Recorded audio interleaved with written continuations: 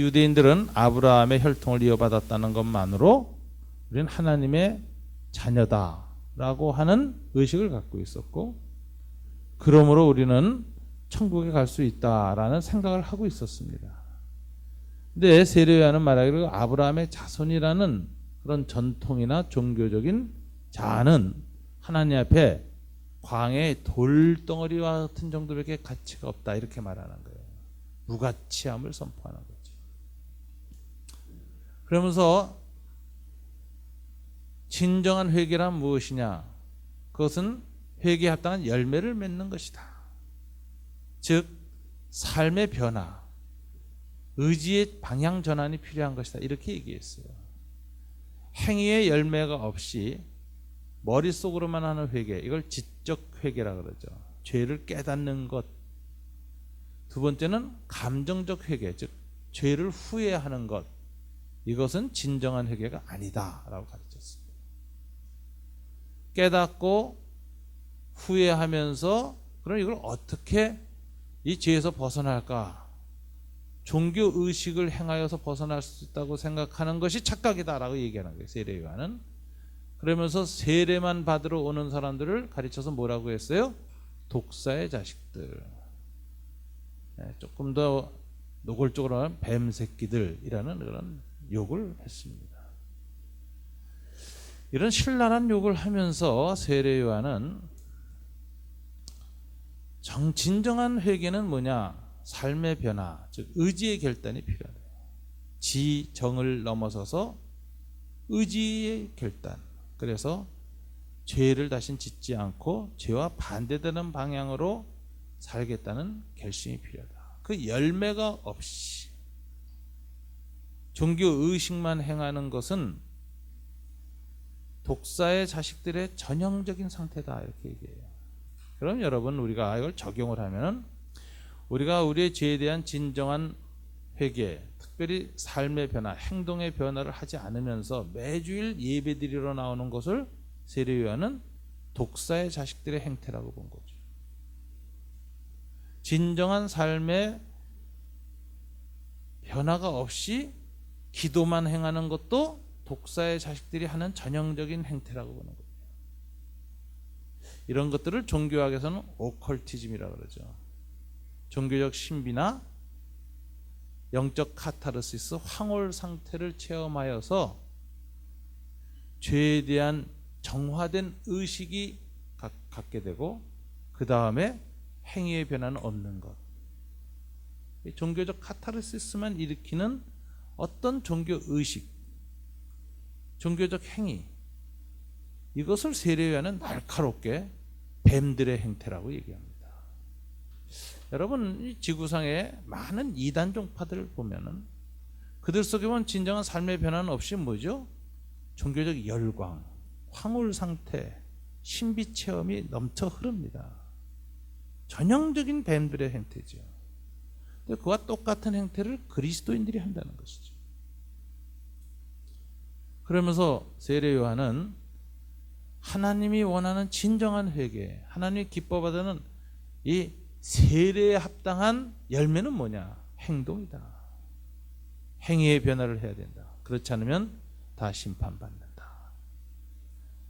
그래서 열매 맺지 못하는 나무마다 그 뿌리에 하나님의 진노의 도끼날이 놓여져 있다. 다 찍혀질 것이다. 이렇게 얘기했습니다. 일상적인 종교 행위의 의미를 부여하고 종교 의식이나 행위를 통해서 내가 정화될 수 있다고 생각하는 우리 일상적인 그리스도인들에게 굉장히 생각하게 하는 말이고, 진정한 삶의 변화 없이 종교 의식으로 자기 스스로를 위로받는 행동 자체는 잘못하면은 우리를 독사의 자식으로 만들어갈 수 있다. 그래서 우리의 종교 의식과 우리의 종교 행위에 스스로 속아서는 안 된다 하는 것을 오늘 세례 요한으로부터 우리는 배워야 하는 것입니다. 자, 이렇게 무섭게 진정한 회개란 무엇인가를 이야기하면서 거짓 회개란 무엇인가를 세례 요한이 그대로 드러내 보이니까 이 사람들이 자기네들도 죄를 깨닫고 후회해서 요단강물에 씻는 의식을 통해서 좀 정화시켜 볼까 하고 나왔는데 그런 행동, 그런 마음으로 나온 것이 독사의 자식의 전형적인 태도라고 하니까 이들이 당황하는 거죠. 그래서 오늘 본문은 이 사람들이 요단강에서 질문하는 걸로 시작합니다. 그럼 진정한 회개는 도대체 어떻게 해야 되는 것입니까? 그 첫 번째 질문이 어디서 나왔습니까? 10절, 11절에서 문답이 주어집니다. 다 같이 한번 읽어볼까요? 무리가 물어 이르되 그러면 우리가 무엇을 하리이까? 대답하여 이르되 옷 두 벌 있는 자는 옷 없는 자에게 나눠줄 것이요 먹을 것이 있는 자도 그렇게 할 것이니라 하고. 여기 무리들은 그 당시에 대부분 가난한 사람들이었습니다. 유대 팔레스타인 지역은 극빈이 자주 왔어요. 그래서 아사는 자가 막 속출했어요. 이 당시에 대부분의 사람들은 아주 가난했습니다. 그리고 중간계층이었던 바리새인들도 사실은 굉장히 가난했어요. 우리가 오늘날은 중간계층 하면 경제 개념으로 생각해서 중산층 이렇게 생각하는데, 중산층이라는 개념은 18세기 자본주의가 나온 이후에 나오는 사회 계급 개념이고요. 고대 사회에서는 중간계층 하면은 왕들, 귀족들과 평민, 노예들 사이에 있는 자유민들을 가리친 것이었어요.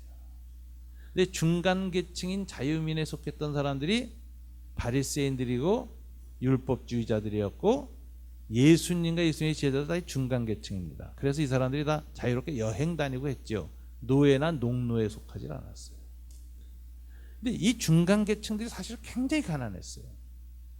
당대 바리새인들이 대부분 많이 가졌던 직업 중에 하나가 이 필경하는 것, 글을 써서 하는, 오늘날 말하면 대소서 같은 역할 이런 거 했고, 두 번째는 가죽 깁는 것, 즉 이 가죽을 잘 양가죽을 양피지를 만드는 겁니다. 그 사람들이 글을 쓰려고 양피지 갖고 쓰다 보니까 양가죽을 아주 얇게 만들어서 고급 양피지를 만드는데 능숙했어요. 그래서 그런 것 했고, 사도 바울도 그 직업이 전문성이 뭐였어요? 텐트 메이커. 텐트 만드는 그 가죽 무르는 일을 아주 잘했던 겁니다. 예수님도 직업이 목수였고, 당대 예수님의 제자들의 직업이 어부들이었습니다. 이게 이제 중간계층인데, 이 사람들도 대부분 극빈에 시달렸어요. 정말 먹고 사는 게 힘들었던 시대입니다. 이제 그런 시대에 무리들이 세례요한한테 나왔잖아요. 그들한테 진정한 회개에 합당한 열매, 정말 하나님이 보시기에 진정한 회개라는 그 열매가 드러나려면 어떤 열매를 요구하시는가 하는데, 옷 두 벌 있는 자 나눠줄 것이요 식량도 그렇게 할 것이다, 이렇게 얘기했어요. 그게 진정한 너희들의 회개의 열매다라. 오늘 바자회가 넘쳐나야 되는 겁니다. 옷 두 벌 있는 거 한 벌 나눠주라 그랬으니까. 그런데 그런 식으로 이 얘기하는 이 메시지에서 회개에 합당한 열매를 가난한 민중들, 민초들한테는 뭘 요구했습니까? 가난한 사람은 작은 탐욕 때문에 죄를 범하고 사람을 죽입니다. 가난한 사람은 단돈 10,000원 때문에 사람을 죽입니다. 미국 뉴욕 할렘가에 가면 항상 그 관광 안내원들이 할렘가에다 갈 때 하는 얘기가 있어요. 여기다 20불짜리 이 달러를 이렇게 딱 꽂아두고 다니라. 갑자기 흑인이 한 사람 총을 탁 들이대면 바로 꼼짝 말고 손 들고 오른쪽 포켓에 돈 있으니 갖고 가시오. 그러면 딱 갖고 가는데 절대로 돌아보고 쳐다보지 말라. 얼굴을 보는 순간 빵 하고 죽는다. 관광 가이드가 그런 말을 할 정도로 할렘 지역의 가난한 흑인들은 마약 한 대 살 돈을 위해서 사람을 죽입니다. 이게 가난한 자들의 탐욕이라는 거예요. 탐욕은 부자한테만 있는 것이 아니라 가난한 자들에게도 상존합니다. 가난한 사람들이 부자나 중산층 이상의 사람들한테 세금을 더 많이 받고 그들을 통해서 사회복지를 늘려서 우리를 살게 해달라. 이건 정당한 사회적 욕구입니다. 사회 구조는 그런 식으로 조정이 돼야 돼요. 그럼에도 불구하고 그것만으로 가난한 사람들이 정당할 수가 없어요. 그 사람들 속에는 그 사람들 안에서의 또 다른 작은 탐욕이 수많은 죄를 불러일으켜요. 그렇기 때문에 사회 구조적인 변화를 요청하거나 가난한 자들은 사회 정의를 실현하는 것에 대해서 노력하기 전에 먼저 해야 할 것이 있는데, 세례요한은 가난한 사람끼리 서로 먼저 도우라는 거예요. 가난한 사람이 더 가난한 사람한테 나눠주는 정신, 그런 변화가 없이 제도나 체제만으로는 절대로 가난 문제 해결되지 않는다는 겁니다.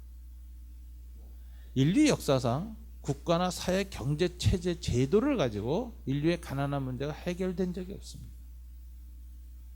그것을 우리가 계속 하면서도 동시에 잊지 말아야 되는 것은 마지막 문제는 탐욕이라는 거죠. 오늘날 가난한 지역에서 벌어지는 많은 일들, 그 탐욕이 얼마나 그들 사이에서도 끔찍한 범죄를 양상하는지 우리가 알고 있습니다.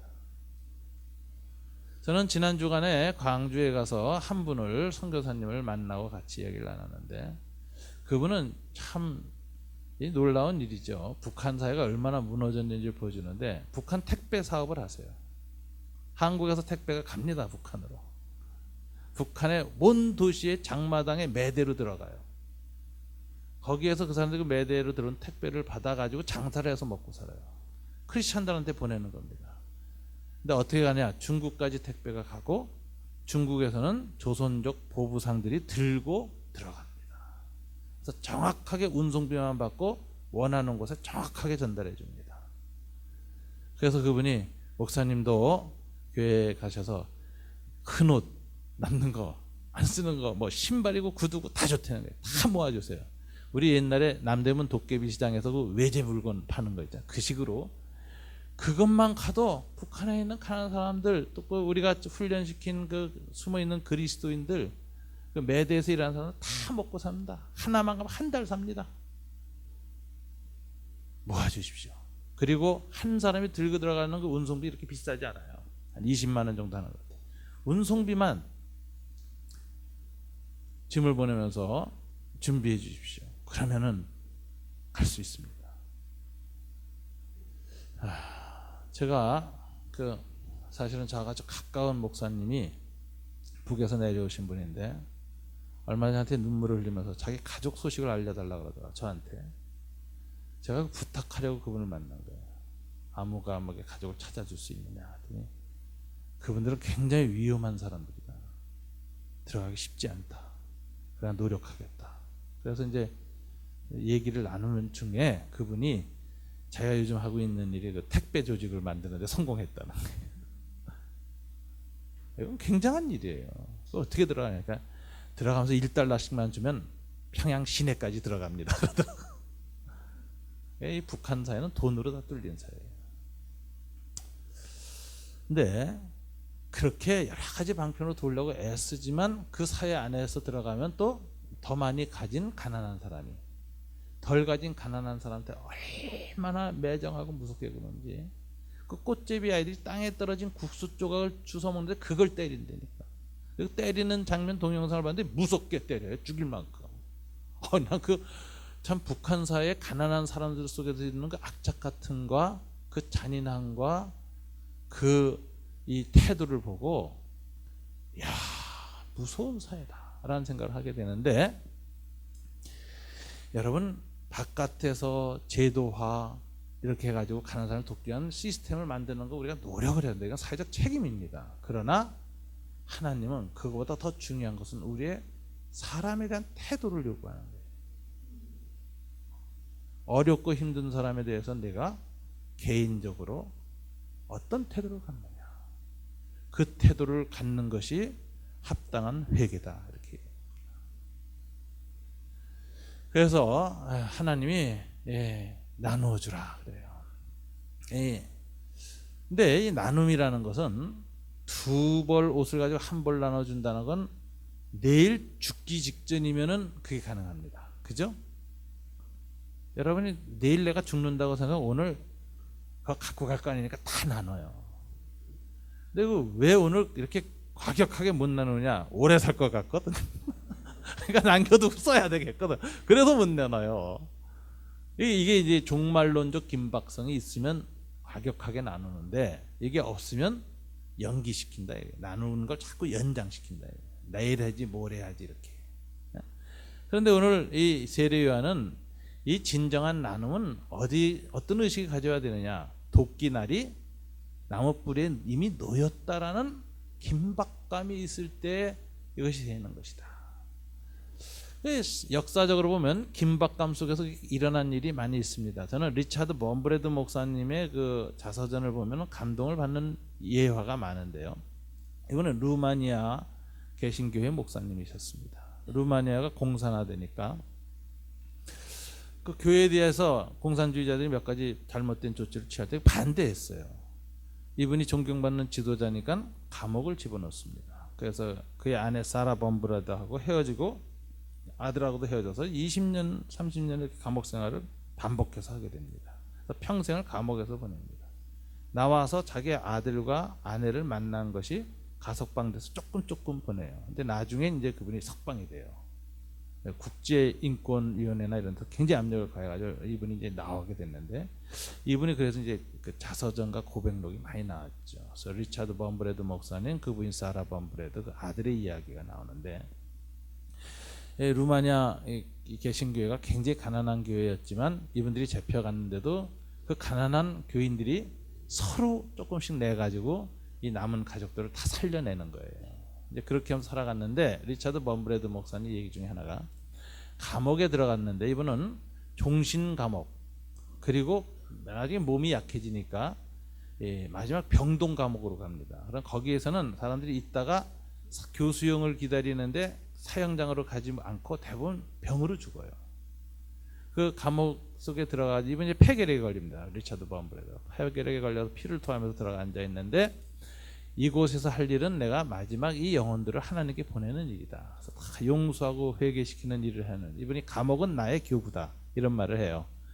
그러면서 거기서 이제 감옥을 자기의 목회지로 알고 목회를 열심히 하는데, 어떤 일이 벌어지면 자기를 그 20년 종신형을 선고한 공산당 판사가 들어옵니다. 자기네끼리 숙청이 돼가지고 그 감옥에 들어와요.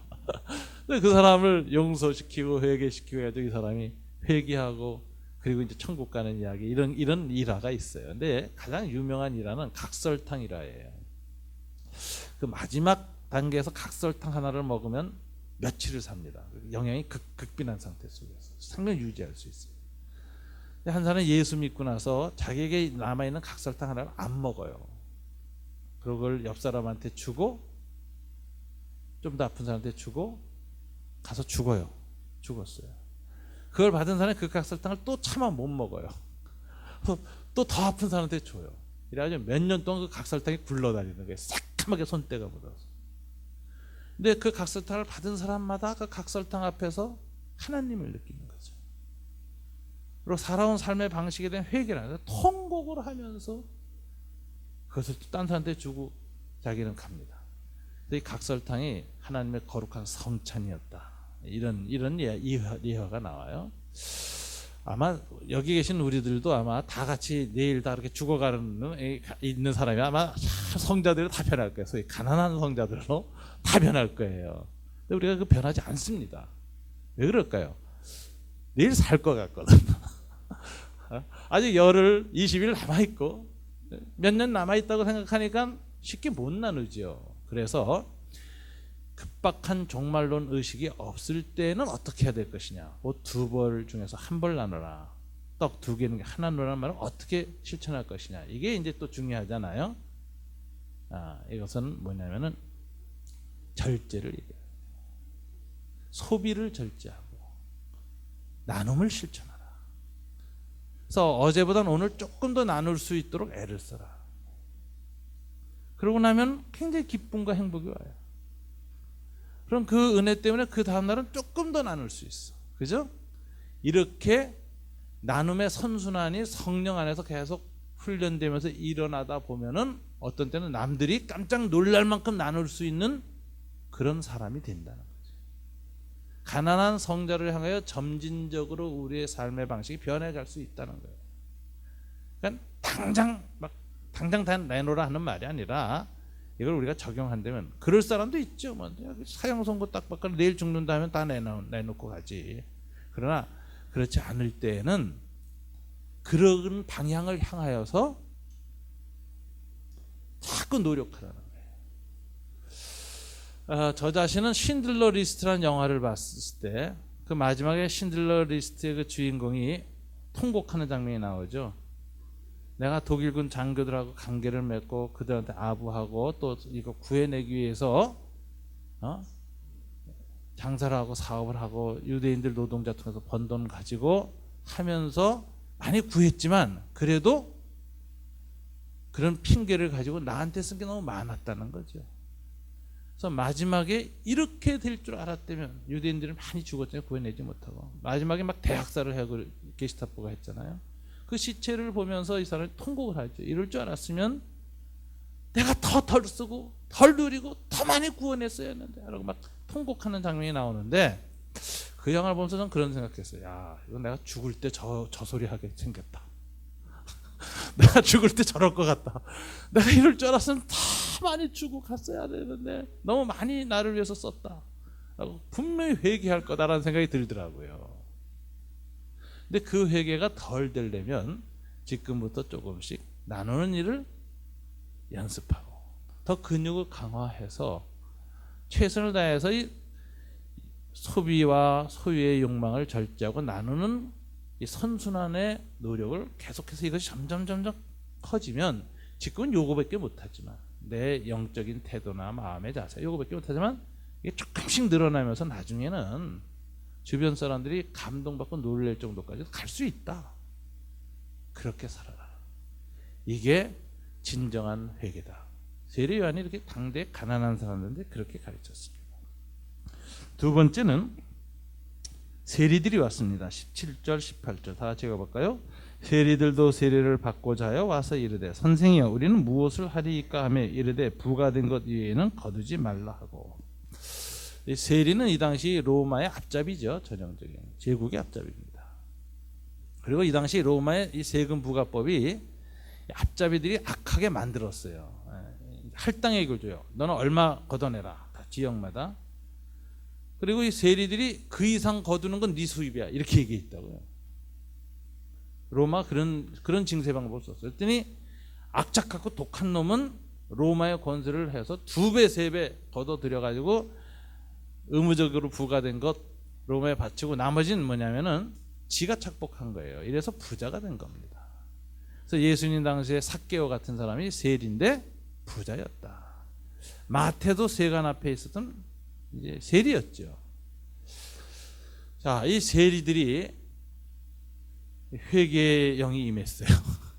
흔들흔들 떨리고 와서 우린 그럼 어떻게 해야 종교 의식을 통해서 죄를 용서받을 수 없다면 어떤 행동을 해야 내가 회개에 합당한 열매를 맺고 진정한 회개자가 될 수 있겠습니까? 물으니까 대답을 하는데 굉장히 묘합니다. 여러분 어떻게 대답해야 정상적일 것 같아요? 세리지 당장 간둬라. 제국의 앞잡이 하지 마라. 우리 일제시대 생각해서 일본 앞잡이지 간도 이래야 될 거 아니에요? 이 세리원이 그렇게 얘기를 안 해요. 세리 간두라 그러질 않아요. 이거 굉장히 아주 미묘한 장면입니다. 여기서 세리인데 예수님도 마찬가지예요. 이거는 예수님도 마태 세리일 때 불러드렸지. 또 삭개오가 얘기할 때도 그 할 때 뭐 세리질 당장 간둬라 이렇게 말하질 않아요. 예수님 도대체 왜 이러실까? 예수님은 민족주의적 관점에서 민족적인 반감이나 이런 걸 해소시키는 것이 선일 수 있지만 그거보다 더 근원적인 변화를 요구합니다. 여러분 제국이 다스리던 자민족이 다스리던 중간 관리는 역사상 항상 있어요. 그죠? 아예 일본 놈이 다스리던 한국 사람이 다스리던 경찰이고 세무공무원 항상 있는 거 아니에요. 외국의 세무공무원이기 때문에 기분 나쁘고 나쁜 놈이라고 생각할 수도 있지만 그보다 더 중요한 것은 어느 시대 어느 민족 어느 때에 있는 중간 관리층이 법에 부과된 것만 받으면 그거는 시대와 역사와 민족을 넘어서서 정의가 실현되는 겁니다. 아무리 자민족의 세리라 하더라도 이게 더 받아대고 더 늑탈하면은 백성이 불이한 거죠. 그러니까 오늘 이 세례 요한을 보면은 국가와 민족의 갈등 이런 것 또는 무슨 이것보다 더 근원적인 인간의 탐욕을 얘기하는데, 어느 시대 어느 나라의 인간이 살아가는 데는 다 중간관리층이라는 존재하게 마련했는데, 그게 외국에 갈리든 자국에 갈리든 간에 중간 관력에 요구되는 정의만 제대로 행한다면 된다고 보는 거예요. 그래서 이게 근원적인 보편적 정의를 주님은 추구하셨다는 거예요. 세례요한이나 어떤 민족이나 특수 상황에서의 특수한 정의를 추구한 것이 아니라 가장 근원적인 보편적 정의가 실현돼요. 이게 중요한 것이다라고 가르쳤어요. 그러니까 세리들이 받는 요를 부과된 것에는 거두지 말라. 어느 나라든지 그것만 잘하면은 정의가 실현됩니다. 예수님 당시의 유대인들은 특별히 민족의식이 좀 강했고요. 선민의식이 있어서 중세까지만 하고 18세기 이전까지만 해도 많은 나라들이 민족의식이 별로 없었습니다. 우리나라도 민족의식이 단일 민족으로 살았으니까 굉장히 강한 것 같지만, 민족의식이라는 건 타민족이 짓눌림 당할 때, 타민족이 단순히 다른 나라 민족이라는 이유만으로 무자비하게 죽이고 빼앗아갈 때 그 민족에 타민족에 증오심이 생기고 그걸 바탕으로 민족주의가 형성되는 것이지, 타민족의 침략이 없을 때에는 민족주의가 잘 형성 안 돼요. 근데 재미난 사실은 2조 때 말이죠. 임진왜란 때 일본군이 그 동래성을 함락하고 한양으로 올라올 때 임금이 도망을 갑니다. 한양을 버리고 신의주로 도망가는데, 사람들이 다 길거리에 와서 그 임금님 따라서 울었던 게 아니라 돌을 던졌어요. 중인들, 백정들, 하인들 다 돌을 던졌어요. 경복궁의 불을 일본군이 지르지 않았습니다. 그 당시에 민중들이 질러버렸어요. 그러니까 조선 중기에 이미 조선을 통치하던 지도자들은 백성들한테 마음을 상실한 거예요.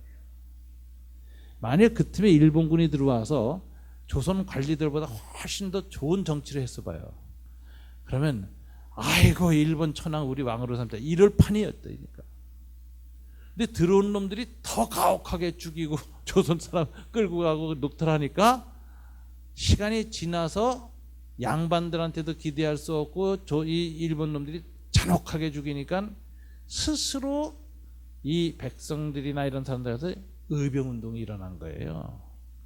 그래서 의병장들이 일어날 때 의병장들 마음속에서는 당대에 여러분 그 관리들이나 이런 사람들에 대해서 상당한 분노가 있었어요. 안 믿었어요.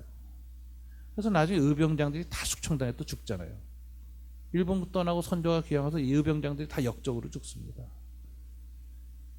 이런 그 우리 시대를 보더라도 여러분 보세요. 이 민족주의적인 관점에서의 정의라는 것은 특수한 정의예요. 근데 더 근원적인 정의는 뭐냐? 세리가 부과된 것 위에는 걷지 않는 게 세리의 정의지. 이건 보편적 정의라고 해요. 어느 나라 어느 민족이든지 간에 이것이 실현돼야 된다. 세례 요한의 이 가르침은 더 근원적인 혁명을 요구하는 거예요. 그게 하나님이 원하는 진정한 회개다. 이렇게 얘기해요. 비슷한 맥락에서 그 다음 사람들이 또 왔습니다. 보세요. 군병들이 왔습니다. 14절 다 같이 읽어볼까요?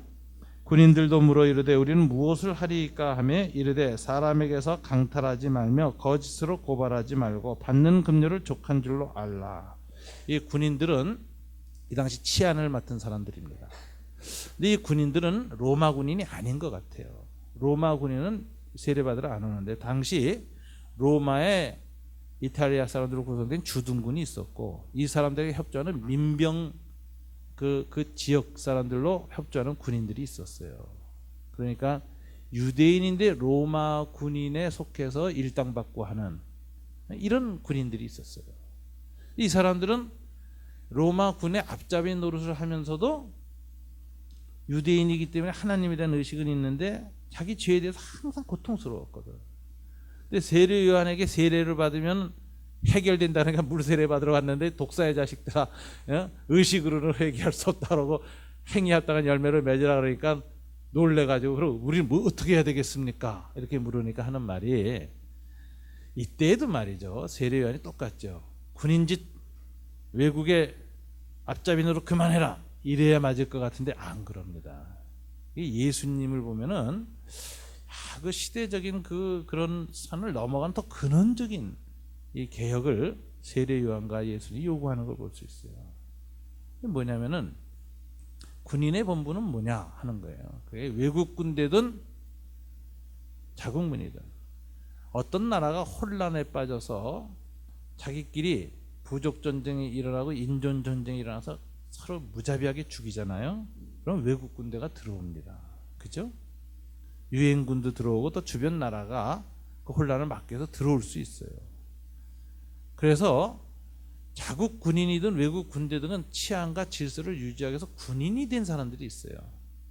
그래서 자기 나라의 치안과 질서를 유지하는 군인이든 아니면 다른 나라의 치안과 질서를 유지해서 온 군인이든 군인이 되었고 그 사람들이 협조하는 군인이 되었을 때 가져야 할 덕목이 뭐냐. 첫째 오늘 뭐라고 했습니까? 강탈하지 말지면, 그러니까 강탈, 이거 폭력을 행하지 말란 말이에요. violence. 기독교인은 힘에 대해서 두 가지 분류를 합니다. 우리가 힘을 가졌을 때 힘은 어떻게 쓰냐에서 두 가지로 분류되는데 하나는 포스라 그래요. 공권력. 군대죠. 그래서 뭐 공군하면 에어포스 이렇게 하잖아요. 포스, F-O-R-C. 이게 공권력인데 이것은 힘이 공공 질서와 사랑과 정의를 구현하는 데 쓸 때는 포스라 그러고 이것은 하나님이 정당하게 인정하는 거예요. 그런데 그 파워를 개인의 욕심과 사리 사욕을 채우기 위해서 법에 어긋나게 사용할 때 이것은 바이오런스, 폭력이라고 그래요. 폭력은 두 가지 있어요. 지배자들이 행하는 폭력, 이게 룰링 바이오런스, 지배 폭력이라고 그래요. 이게 지배 폭력을 당하면 그것을 저항하기 위해서 호소도 하고 사정 좀 봐주셔야 하지만 안 듣고 계속 늑탈하고 뺏어가고 죽이고 하면 어떻게 해요? 저항 폭력이 일어나죠. 이걸 저항 폭력이에요. 지배 폭력에 대항하는 저항 폭력. 그래서 테러가 그래서 일어나는 거예요. 지배 폭력에 저항하기 위해서 테러를 행하는 거거든.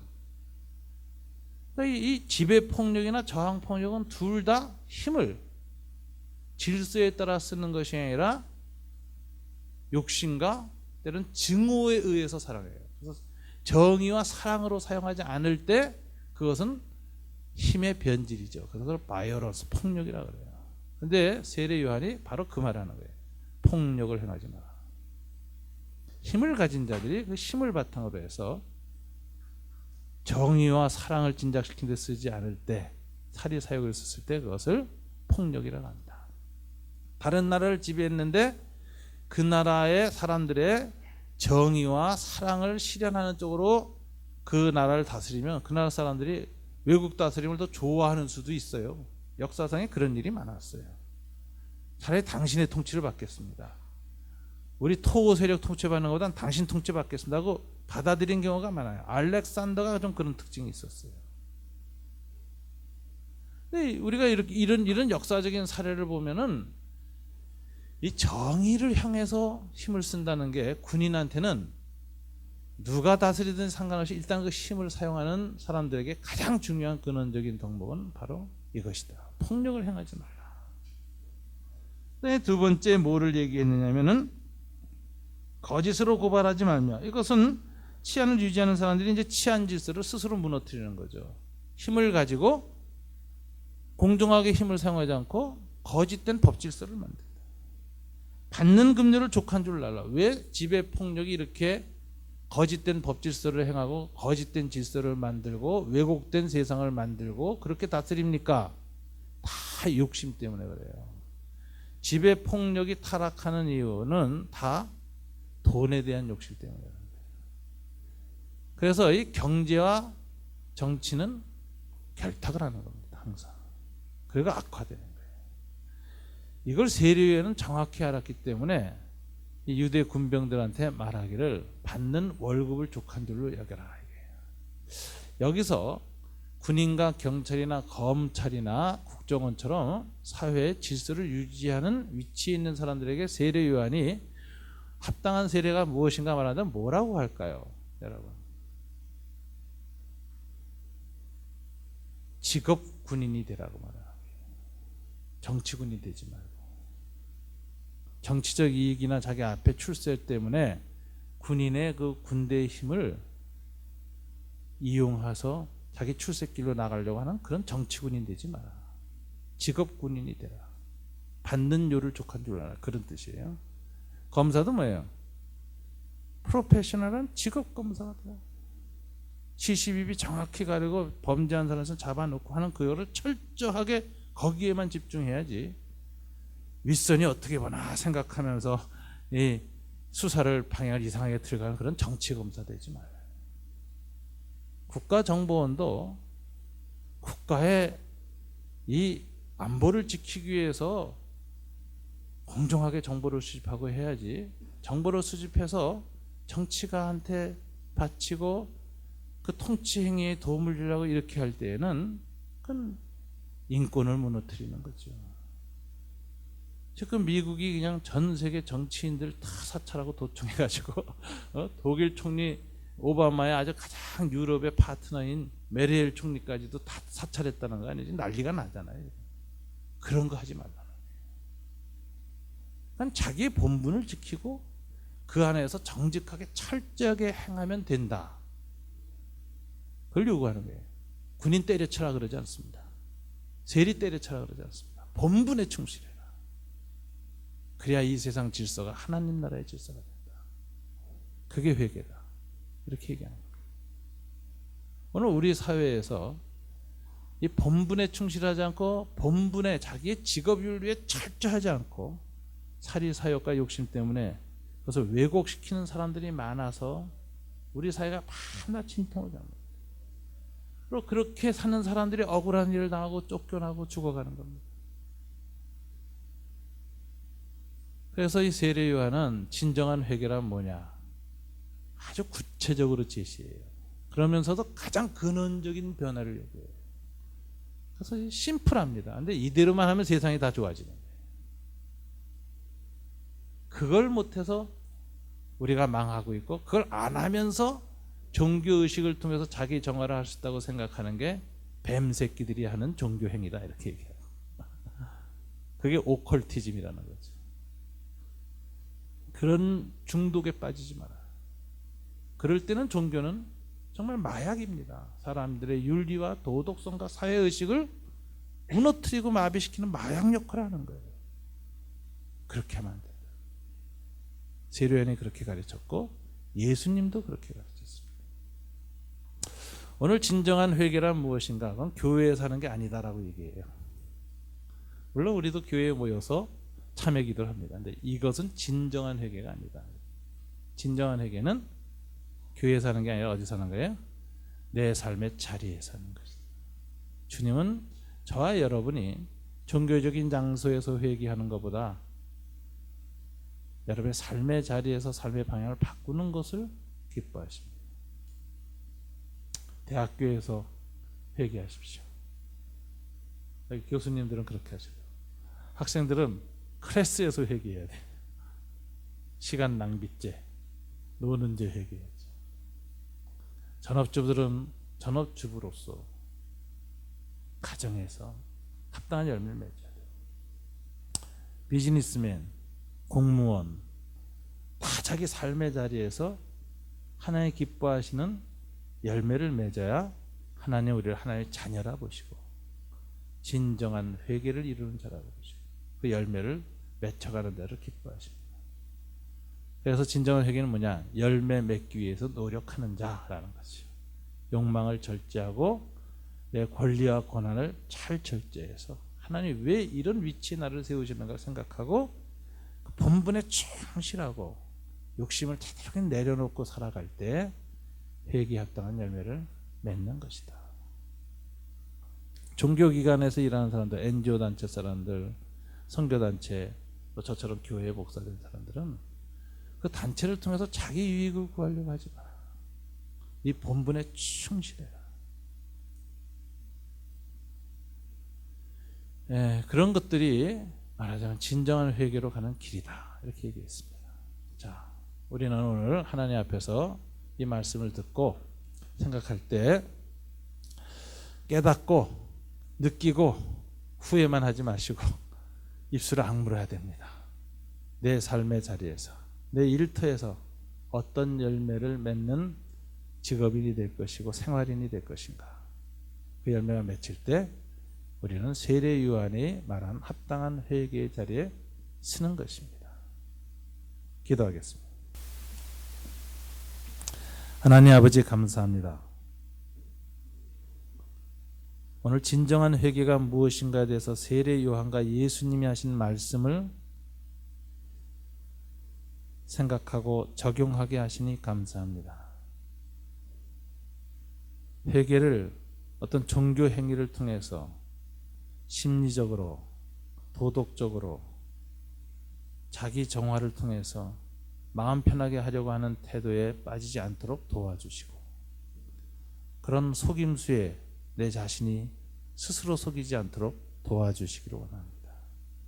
오직 진정한 회개는 내 삶의 자리에서 열매를 맺어야 한다는 사실을 다시 한번 깨닫고, 내 삶의 자리에서 우리의 욕심을 절제하고 하나라도 더 나누기 위한 긴 연습을 하고 행위의 반복을 해가면서 우리의 사회적 위치에서 주어진 권한과 특권을 주님이 원하는 모습대로 바로 사용하고 실천하여서 주변 사람들에게 감동을 주고 우리 자신에게 하나님으로부터의 평화를 얻는 그런 회개가 있도록 우리를 도와주시기 원합니다.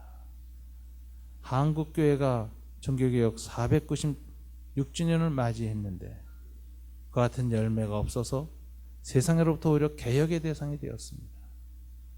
하나님 긍휼히 여기주셔서 우리 한국교회가 진정한 개혁의 길, 자기 반성의 길로 다시 한번 서도록 도와주시기를 원합니다. 예수님 이름으로 기도드립니다. 아멘.